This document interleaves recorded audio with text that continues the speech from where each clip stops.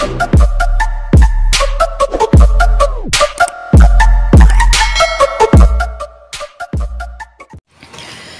guys,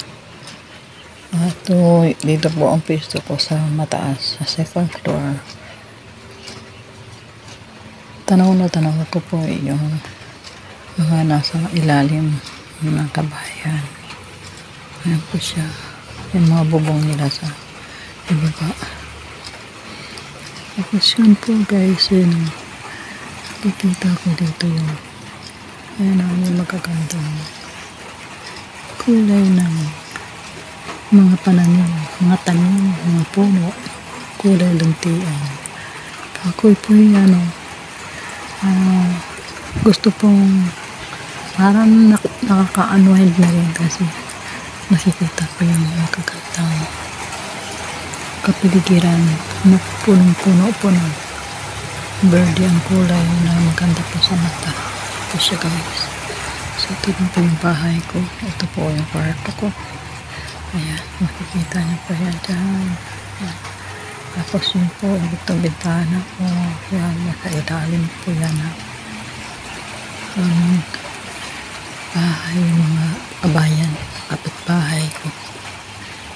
Ayan, guys. Ayan, mayroon ang mata. Dati wala ko yung mata. Bahay din yan ng katabi. Ipamangkin. Dati wala ko yan.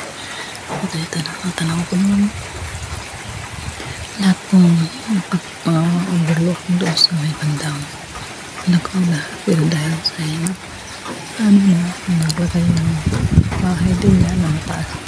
Yung mas mataas pa rin doon sa amin. Kita ko po yung bubong nila.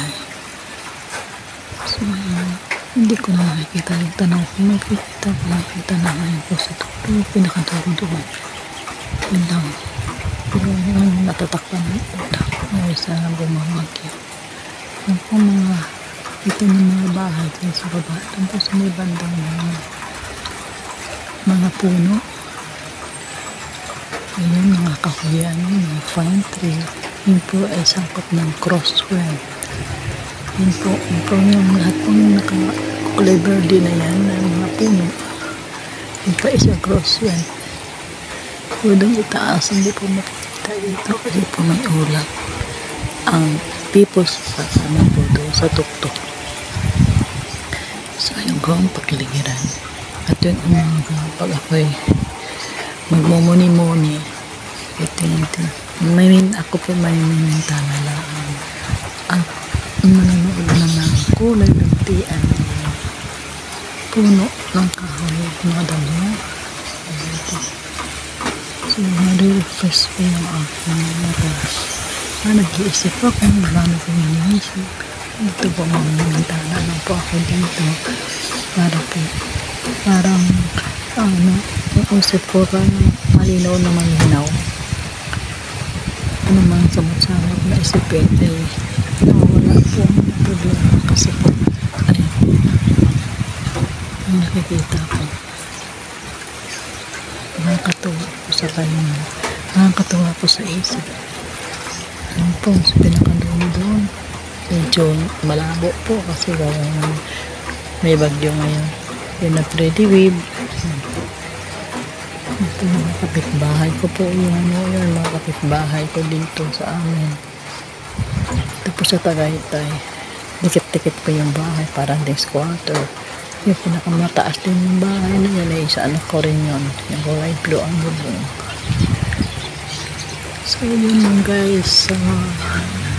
Ito yung umaga ko ng habit ay ang mamintana sa akin.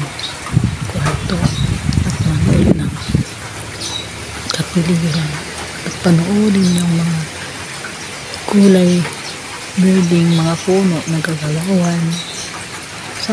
Masakit sa mata. Masakit sa mata po ang mga bagay-bagay na mga hindi katulad ng mga parang toxic na naman. Basta Manila, ganun toxic. Wala pong ganito. Sakit sa mata ko dyan. So yun po. Maganda po na dito sa aming tinitirhan dito po sa Tagaytay. At kung maganda rin kasi yung pwesto ng bahay namin. Kita mo yung magandang kapaligiran. So yun lang po guys, at magandang umaga sa inyong lahat. Thank you po.